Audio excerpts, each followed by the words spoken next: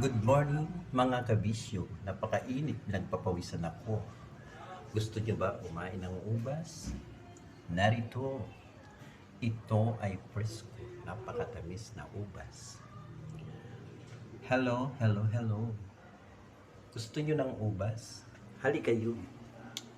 Bibigyan ko kayo ng ubas. Masarap ang ubas.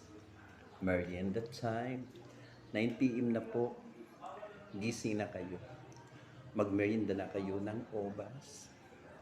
Masarap ang ubas. Nandito ako sa bahay. Ito ang ubas. Bagong pitas. Masarap, malinamnam. Mga kabisyo, kumain kayo ng ubas, pampaganda ng kutis.